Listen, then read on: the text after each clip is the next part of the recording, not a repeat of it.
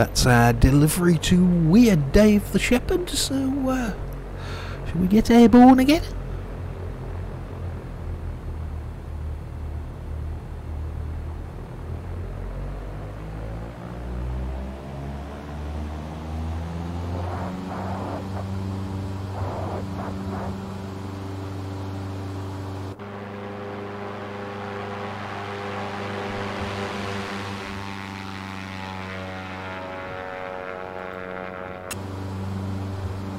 Back into the skies of South Fiordland again, and what will probably be the last of these before Christmas.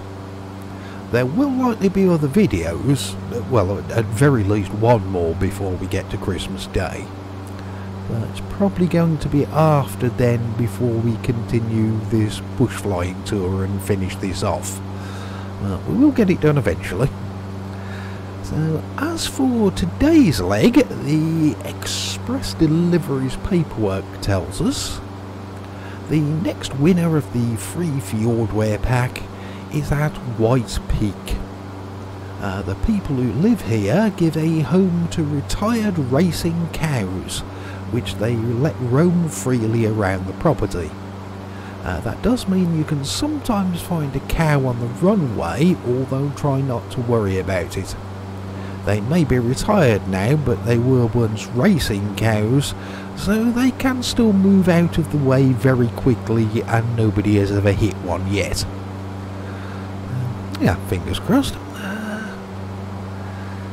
Quite a bit of cloud around, isn't there? Although hopefully we can get down underneath it and things will be okay. That white line of a river ahead of us is the valley we need to get to. I can still see far enough to make that river out, so fingers crossed. And, oh yeah, that's brightened up quite nicely, hasn't it? Yeah, I think we'll be fine. The airstrip is halfway up the mountain, but if I remember correctly, it's at a lower altitude than what this cloud base seems to be. So I think we'll be okay and not have to play with clouds anymore.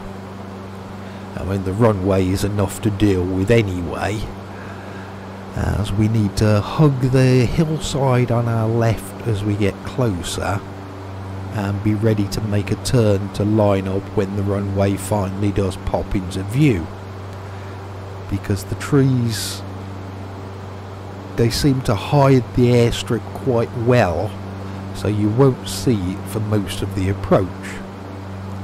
And if you're high enough to be able to spot the airfield during your approach, then you're probably too high to land here, as the runway isn't very long. So don't know what the X-Plane 12 trees look like here now, but in XP11 I had left enough of a gap where you could get down right at the threshold, and you do need to be on the ground fairly early with this one, because as I said, the runway is quite short, and at the far end of it the terrain is very uneven, and the slope of the hillside is big enough to take your prop off if you overrun on this one. So get down and get on the brakes is something we need to be doing as soon as we can. I'm not sure how people got on with their first ever attempt here, coming in at it blind, but as I've landed here a few times now and know the best technique, it's not too hard if you get it right. There is the runway at last. Just try and line ourselves up with that, and yeah, the trees do seem to be out of the way still.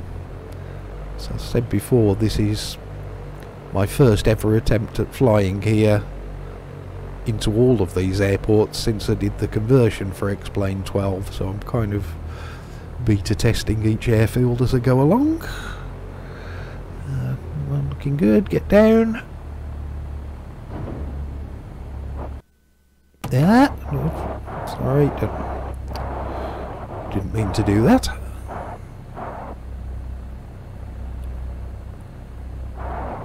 Oh, we made it. And now we will press the replay button.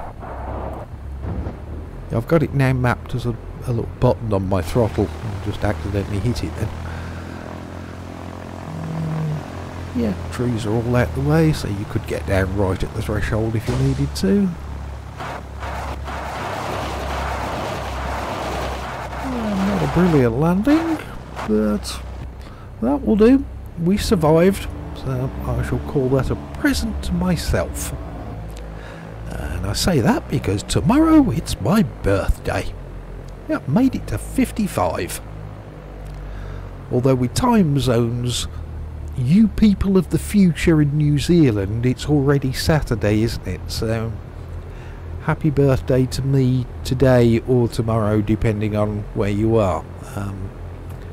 I'm just keeping my fingers crossed somebody has bought me some Fjordwear underpants. It'd be nice to have some of my own instead of flying around giving them away on these delivery flights. Anyway, hey, you two, did one of you enter the Fjordwear competition? You won something.